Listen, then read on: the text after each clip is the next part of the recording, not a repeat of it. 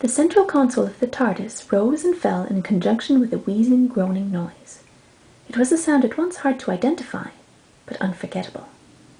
A man in a battered leather jacket leaned over some controls, adjusting them in a seemingly haphazard fashion. The room in which he worked was large, with curved columns and round indentations in the walls. The floor was made up of metal grills that jangled slightly when you walked in them.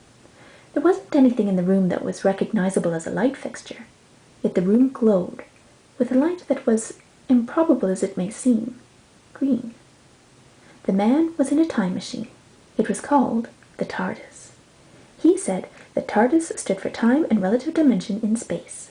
The time and space part of the name meant that the machine could take you anywhere and anywhen, backwards or forwards in time to any place. The relative dimension part of the name referred to the fact that the TARDIS was bigger on the inside than the outside.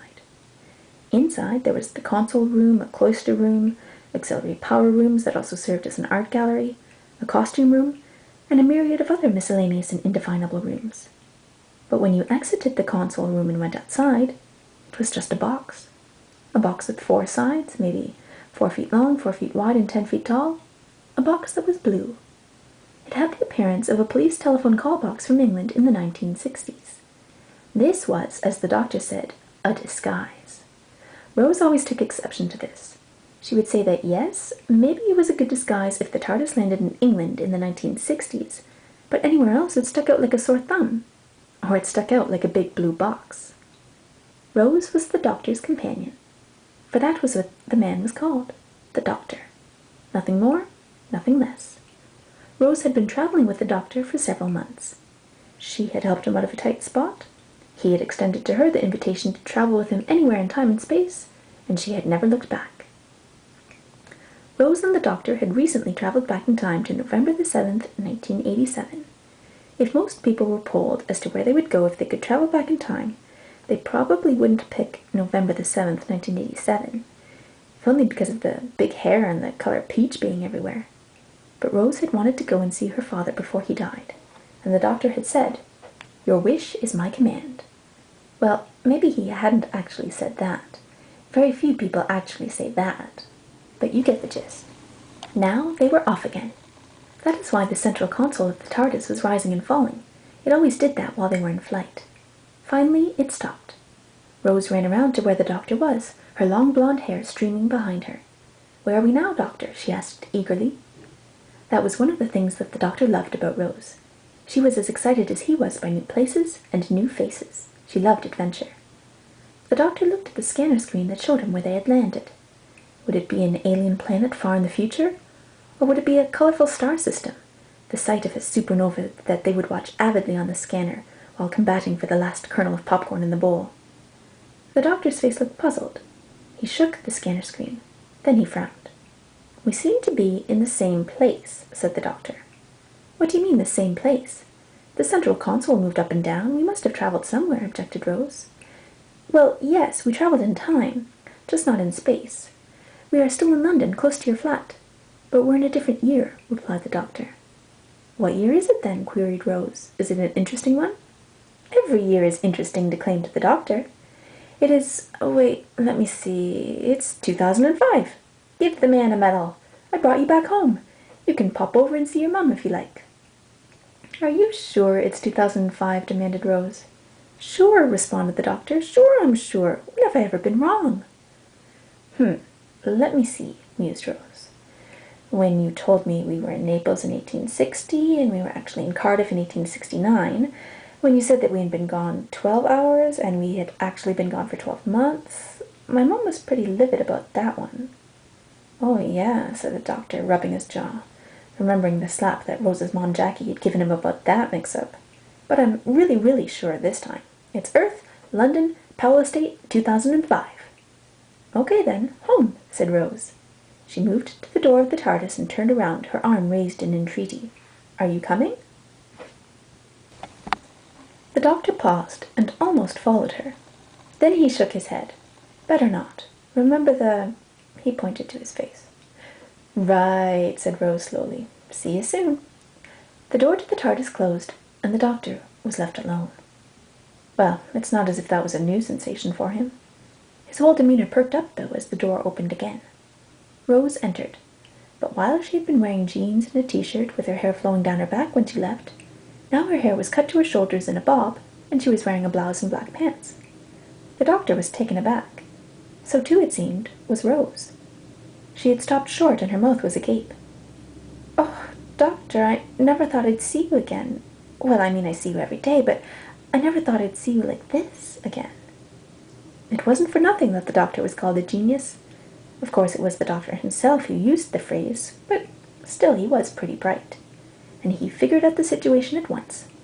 The Rose that was in front of him was not the Rose who had just left to go see her mum, but was a future Rose that was traveling with a future version of himself. "Are you saying that the next version of myself is better looking than I am now?" the doctor demanded. Rose ignored the question. "Thanks a lot for telling me about regeneration. You could have told me that if you're mortally injured, your whole body heals itself and changes into a new, different-looking one. It wouldn't have come quite as such a shock." "Oh, but I can't," responded the doctor. "Well, I can't now, anyway, now that you've told me that I never told you about the whole concept of regeneration. It would go against the laws of time." "I shouldn't have said anything," moaned Rose. "Do you mean that if I hadn't just mentioned that, you might have thought about preparing me and told me about regeneration, but you can't now that you know that you didn't?" "Afraid so," averred the doctor. "You're further along in your personal timeline right now than me, and for me to do something in mine that would change yours would interfere in the causal nexus," the doctor floundered for words. "It would just mess things up." "And how did you end up here anyway?" continued the doctor.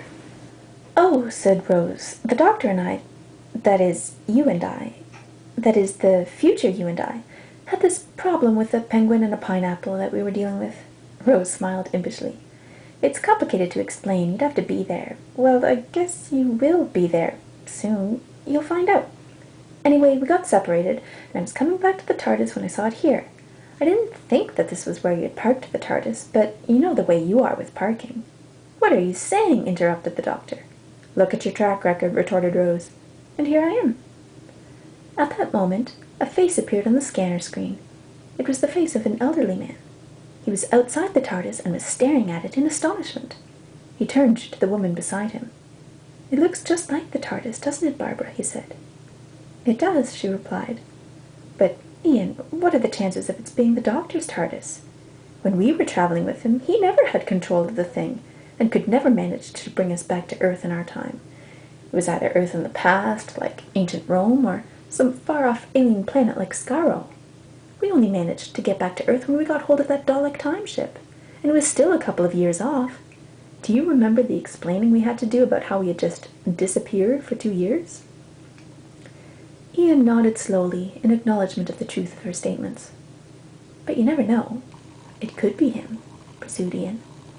"I wouldn't mind seeing that irascible old face of his once again, with that mane of long white hair and Edwardian suit. What a character he was, and maybe still is." Ian looked thoughtful, and then raised his right arm and knocked determinedly on the door. The doctor opened the door.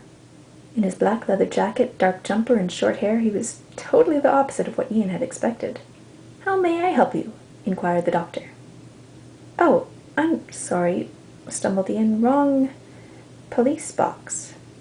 He took Barbara by the hand, and they went off down the road. When they had walked a few paces, Ian turned his face to Barbara and said, "How about one more trip?" "What?" queried Barbara. "One more trip. We still have that Dalek time ship locked up in our garage. Let's get in and see where it takes us. What do we have to lose?" insisted Ian. Barbara opened her mouth to reply, and then closed it again. Seeing her hesitation, Ian said, "Remember meeting Marco Polo? Finding the keys of Marinus? Almost changing the history of the Aztecs? Helping the Censorites? And escaping the guillotine during the Reign of Terror?" Ian clenched his fist. "There's still some power in this arm yet. Wasn't it wonderful, Barbara? Wasn't it just fantastic?" There was a twinkle in her eye as she turned her face to him and nodded. The doctor's eyes followed them for a while before he closed the door of the TARDIS. "Who was it?" asked Rose. "Two old friends," answered the doctor. "But they didn't recognize me." "I wonder why," teased Rose. considering that you seem to be able to change your face as easily as others change their clothes. When you say 2 old friends, do you mean that they used to travel with you like—" She stopped. She had been going to say, "Did they travel with you like Sarah Jane Smith used to travel with you?" In her travels with the next doctor, they had recently met one of the doctor's companions from his past. Rose had felt rather discombobulated. She had thought that she and the doctor had something, that she was not just one of many strays that the doctor picked up on the way. And if she only knew, she was special. "Like what?" pursued the doctor. "Oh, nothing," responded Rose. The doctor wasn't supposed to know that in the near future he would meet up with somebody from his past, so she wasn't going to tell him. "Huh," mused the doctor. "I always wondered whether something was cooking between Ian and Barbara. Nice to know I was right, like I usually, most of the time am." "Yes," marveled Rose. "It's very comforting to travel in and out of dangerous situations with someone who is usually right." The doctor tried to justify himself. A small margin of error is present in difficult scientific equations. "Well then, figure out how much time I have before my earlier self comes back. I don't want to risk running into her and interfering in the timey-wimey stuff," said Rose. "Timey-wimey stuff," repeated the doctor. "That's good. I should use that." The phone on the TARDIS console rang, and the doctor picked it up. The voice was Rose's. "Mum wasn't home, so I'm coming back. Prepare for takeoff." The doctor put the handset back on the receiver. "Analyzing in my head some complicated mathematical computations based on the statistical probability of— I'd say you better leave now, because the other Rose will be back in less than a minute. Do you want to put to the test how big the margin of error is?" "No need. I remember where you are now. That was me on the phone. Mum wasn't home. You didn't need to calculate anything." Rose rolled her eyes. She turned to go and then turned back. Now that the time for departure had come, she almost didn't want to go. She loved the doctor she was traveling with now, and he was the same doctor as the one standing in front of her, but yet he wasn't, and this was probably the last time she would see him like this. She ran her eyes over his face, memorizing every line. "Goodbye, doctor." Then she went up the door and closed it. "Goodbye, Rose," said the doctor. Things weren't any different now for Rose, but for the doctor they were. Now he knew that at some point soon he would regenerate. It had happened to him 8 times before, so the process was nothing new. But it was never easy. Once he had been forced to regenerate by the Time Lords for his interference in the affairs of the universe. 3 times he had regenerated in defeating the Master. Much good that did. And once, just because that body had been wearing a bit thin. The doctor pondered. What cause or thing or person would be worth fighting for, worth dying for this time? Rose opened the door and walked in. His Rose.